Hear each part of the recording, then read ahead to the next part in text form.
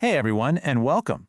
Today we're going to crack open Akka in action and take a look inside the world of high-performance systems. We're talking about building software that can take a punch, or a million punches, and just keep on running. So let's jump right in. So, let me start with a question. It's a question that's pretty much the dream and also the nightmare of every single developer out there. What happens when your app, your baby, suddenly goes viral? It's amazing, right? But it's also a huge problem. Because overnight, you've got this tidal wave of pressure. We're talking millions of people all trying to use your system at the same time. And the hard truth is, a lot of applications, the ones built the normal way, they just can't take it. They get slow, they bottleneck, and then they crumble, usually at the worst possible moment. And that, right there, is what this is all about, the scaling challenge. You see, the traditional ways we've been taught to build software, they just weren't really made for the kind of scale we see on the internet today. They have some serious built-in limits. Let's just compare the old way with the Akka way for a second. Traditionally, you have systems that are constantly polling, basically asking over and over, "Are you done yet? Are you done yet?" It's so wasteful. Akka, on the other hand, just sends a message when something's ready. It's way more efficient, and instead of these tangled, complex dependencies, Akka breaks everything apart. So if one little piece fails, it doesn't cause a catastrophic meltdown of the whole system. It's a totally different mindset. So, how in the world do you make that mental shift? Well, that's where Akka in Action comes in.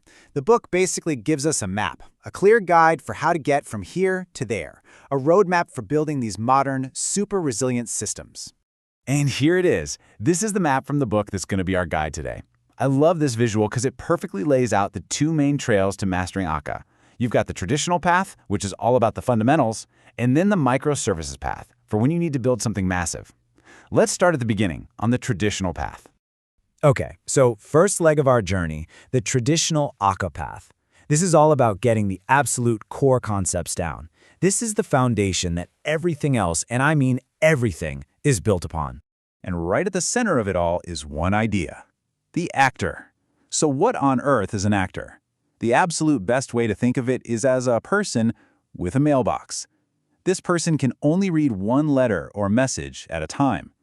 Based on that message, they can do a few things: change something about themselves, hire more people, which means create more actors, or send a message to someone else.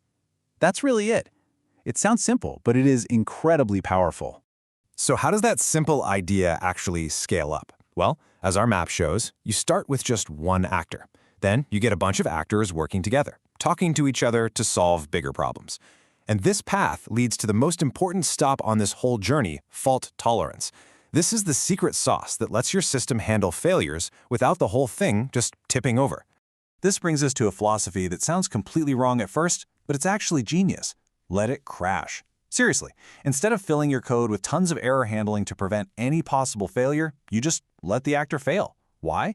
Because every actor has a boss, a supervisor, and its only job is to watch for failure and know what to do about it. Restart it. Maybe shut it down. This keeps the rest of the system running smoothly.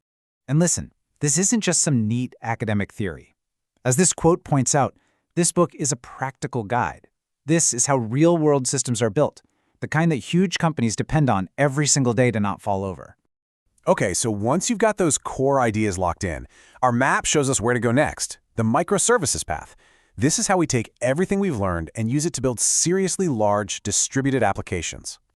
So, following this second loop on our map, we run into three key ideas for building at massive scale. First, clustering, which is just letting your actors work together across many different computers.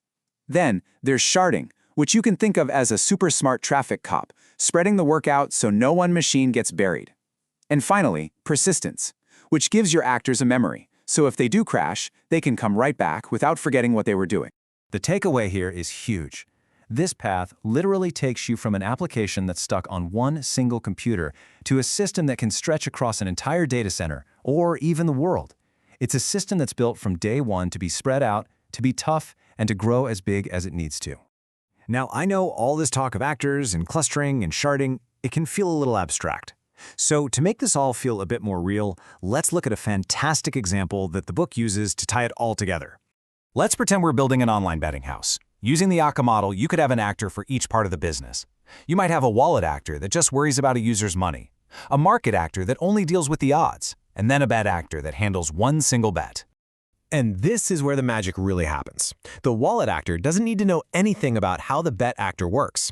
It just needs to send it a message, like deduct $10. Because they're decoupled, you could completely redesign the betting system and the wallet actor would never even know. The whole system becomes way easier to manage and way tougher. So, we followed our map. We started with this massive challenge of scale, and we've walked through a completely new way of thinking about how to build things. So what's our final destination? What are the big ideas to take away from all this?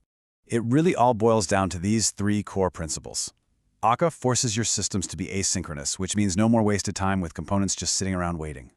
Everything is decoupled, broken into small, independent pieces. And maybe most importantly, because of ideas like supervision, your system is resilient by design, not as some feature you try to tack on at the end. It's a fundamental change in how you approach building software. So, I'll just leave you with this final thought.